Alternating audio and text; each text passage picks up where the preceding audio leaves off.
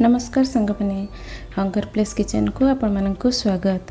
चलतु आज गोटे बेंगली ऑथेंटिक डिश पोटल चिंगड़ी अति सहजरे घरोई उपाय बनैबा। या मो माँ बहुत भल भाव बनई थांती आउ सी बहुत सरल उपाय भी बनई थांती। चलतु से केमती सरल उपाय बनाती मु सब आपण मानकु बतैबी। तापई सी किसी पोटल को एमती चोपा छड़ेकी खंड खंड करी काटी नियंती आलू को भी बड़ बड़ पीस रे काटी नेबे। देखंतु एमती काटी नेबे। परिबा गुड़िक कटा सरला एबे आमे ताको धोई भाजी नवा। आउ प्रथमे पोटल को तेल रे अल्प टिके लूण दे करी भल भाव रे नाले नाले करी भाजी नवा। देखंतु सेतरे हळदी गुंड देपेनी, हळदी गुंड देले तेल पोड़ी जिवो। मु ताको भाजी करी काढी नेली। एबे आलू को भी सेमतिया सेतरे अल्प टिके लूण दे करी मु भाजी करी काढी नेबी। देखंतु आलू को भी एमती नाले नाले करी भाजी नेबे। यही तरकारी को आपण भात सहित खाइबे बहुत स्वाद लगिबो। एबे मु से पैन रे चिंगुड़ी तक पकई अल्प टिके लूण आउ टिके हळदी दे करी भल भाव रे भाजी नेबी। चिंगुड़ी गुड़िक आइंस पानी मरिबा पर्यंत आपण भल भाव रे भाजी नेबे।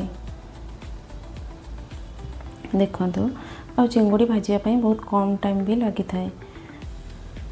तो एपट सेपट करी भल भाव रे भाजी करी मु ताको काढी नेबी।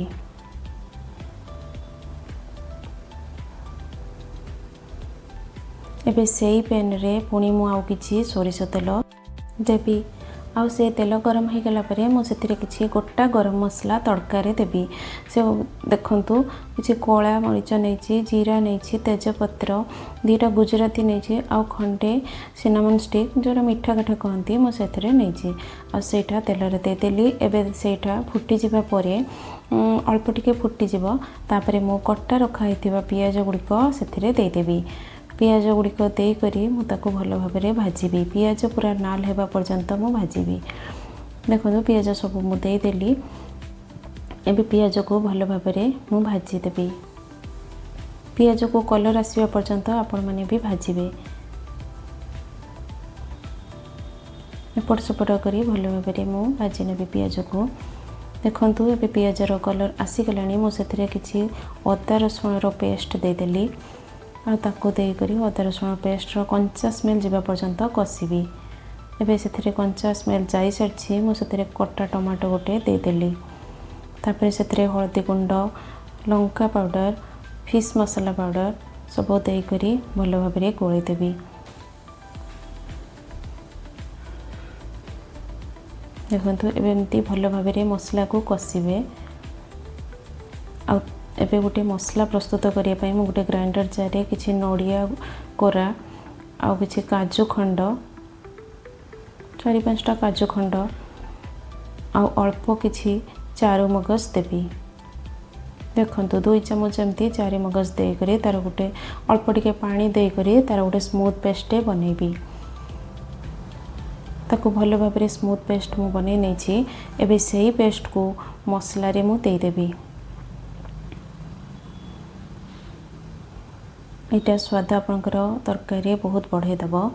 आउ ताको दे करी भल भाव रे कसी नेबी। तार तेल बाहरिबा पर्यंत भल भाव रे को कसी नेबी। आउ एबे सेतिरे भजा रखा हिथिबा आलू पोटल को दे देबी। आलू पोटल दे करी गोळे देबी। आउ गोळे सरी ताको सिझिया पई 5 मिनिट पई छाड़ देबी। ताको मझरे मझरे चेक करूथबे नले आलू पोटल लागी जिवो। देखंतु आलू पोटल सिझी आइछि। हम सेतरे चिंगुड़ी भजा चिंगुड़ी तक भी दे देछि। भजा चिंगुड़ी दे दे एपट सेपट करी आउ 2 मिनिट आम ताको रोसई करदबा। तापरे मु सेतरे गरम पानी देबी झोल पई। एटा ग्रेवी हबो, बेसी झोल बा बेसी ड्राई हबो नाही। देखंतु एमती अल्प टिके पानी दे करी मु ताको घोड़े देली। आउ 2-3 मिनिट पर्यंत मु ताको कुक करबी चिंगुड़ी भल भाव रे सिझी जिबा पई। देखंतु एबे 2-3 मिनिट हे गलानी हमर तरकारी पूरा रेडी हे गलानी। मु सेथिरे ग्रीन चिली किछि ऐड करबे। एटा फ्लेवर पई आपण ग्रीन चिली देबे लास्ट रे आ तार गोटे अलगा फ्लेवर आसीबो। देखंतु एबे सेथिरे मु गोटे चम्मच गुआ घियो देबी। गुआ घियो देबा द्वारा एही तरकारी रो स्वाद बढ़ी थाए। एटा लास्ट स्टेज रे देबे। एबे आमे सेथिरे कवर घोड़े दबा आउ कवर घोड़े दे फ्लेम ऑफ करी ताकू आमे 2-3 मिनिट पर्यंत रेस्ट रे छाड़ दवा। तो प्रस्तुत हो जाइए आमर पोटल चिंगड़ी। भिडियोटी भल लगी लाइक शेयर और सब्सक्राइब करेंगे और ऊपर थिबा बेल आइकन को दबाई देवे जहाँद्वारा आपन को आगको बनूवा भिडियो नोटिफिकेशन पहुँची पार। भिडियोटी लास्ट पर्यंत देखि हेतु धन्यवाद। रही जय जगन्नाथ।